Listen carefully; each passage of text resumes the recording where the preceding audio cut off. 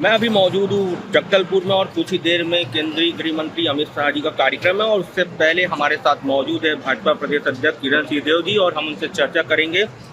Sir, बस नक्सलवाद मुक्त की घोषणा के बाद पहली बार केंद्रीय गृह मंत्री अमित शाह जी का बस्तर आना हुआ है। किस तरीके से आप इस पूरे दौरे को देखते हैं और किस तरीके से यह पूरा आज का दिन भर का जो कार्यक्रम था किस तरीके से रहा?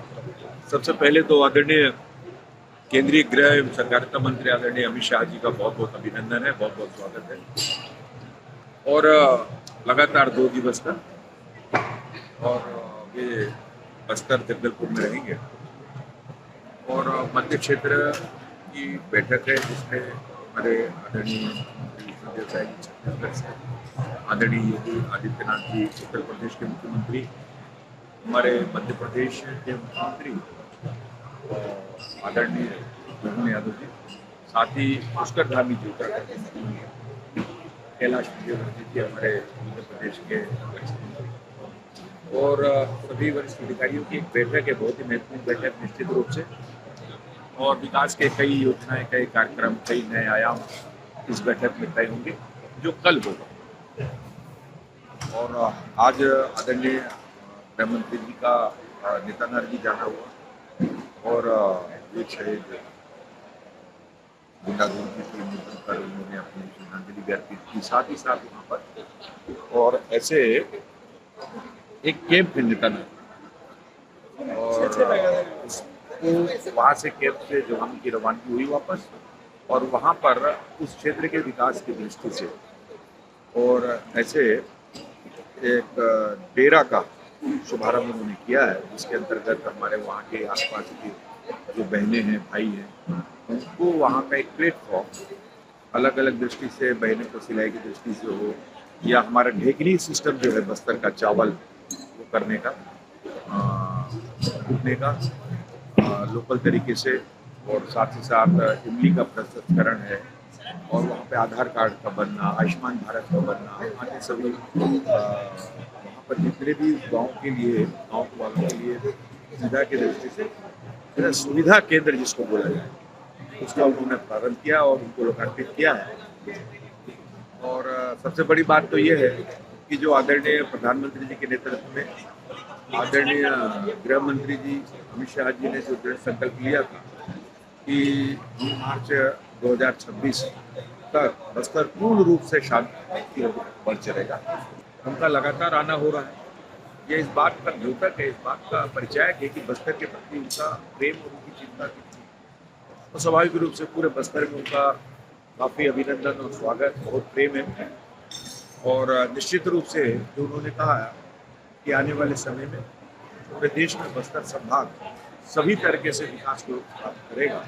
कई कल्याणकारी योजना केंद्र सरकार की, राज्य सरकार की यहाँ पर संचालित होगी, आगे भी इस परंपरा निश्चित रूप से बढ़ाने का उन्होंने निश्चय किया है। और सबसे विकसित संभाग की दृष्टि से पूरे देश में उन्होंने बस्तर के बारे में ये माना है कि सबसे विकसित संभाग होगा।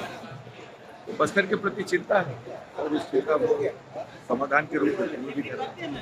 सर, अभी राहुल गांधी भी छत्तीसगढ़ आने वाले हैं और चंपारण को चुना गया है प्रशिक्षण के लिए। किस तरीके से देखते हैं कि अमूमन देखा जाता है कि या तो बड़े आपके भाजपा के जो बड़े लीडर आते हैं, चाहे अमित शाह जी हैं, उसके back to back Rahul Gandhi का भी दौरा हो जाता है, तो इसको किस तरीके से देख रहे हैं? क्या प्रशिक्षण जो होने जा रहा है वो एक पूर्व प्लानिंग की या फोकस किया जा रहा है कि शाह जी के आने के बाद ऐसा कुछ बता?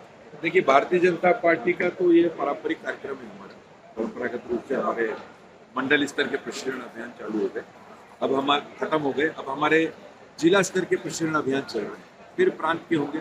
उसी प्रकार से हमारे सातों मोर्चा और पोस्टों के भी प्रशिक्षण अभियान होंगे। अब इस दृष्टि से भारतीय जनता पार्टी कार्यकर्ता वर्ष भर काम करते हैं अपने कार्यक्रमों को कार्यकर्ताओं के माध्यम से नीचे तक ले जाने की हमारी योजना जो रहता है राष्ट्रीय अध्यक्ष जी के आदरणीय नितिन नवीन जी के निर्देश के अनुसार, और उसका परिणाम भी मिलता है। जनता के सीधे संवाद में रहते हैं और चौपाल के माध्यम से, गांव चलो घर चलो के माध्यम से हमारा स्थापना दिवस हुआ, अम्बेडकर जी की जयंती का मनाने का काम हो, चाहे हमारे सभी प्रकार के कार्यक्रम जो रहते हैं हमारे, उस कार्यक्रमों को लेकर हम लगातार काम करते रहते हैं। अब कांग्रेस का मैंने तो नहीं सुना कभी भी परमेश्वर अभियान के विषय पर, ना मालूम अब ये इसके विषय में मैं टिप्पणी करूँ ये भी अच्छा नहीं है, लेकिन देखते हैं क्या होता है, क्या करते हैं।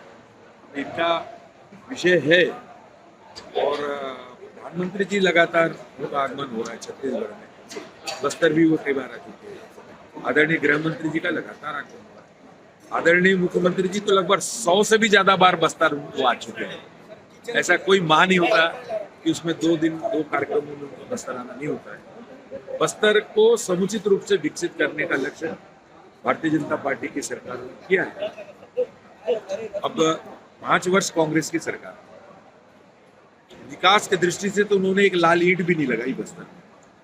ये बस्तर वैसे ही रहा जो 15 वर्ष के कार्यकाल में आदरणीय डॉक्टर रमन सिंह जी जब मुख्यमंत्री थे उस समय जो विकास के काम हुआ, 5 साल में इसकी गति एकदम थम सी गई थी, बंद हो गई थी।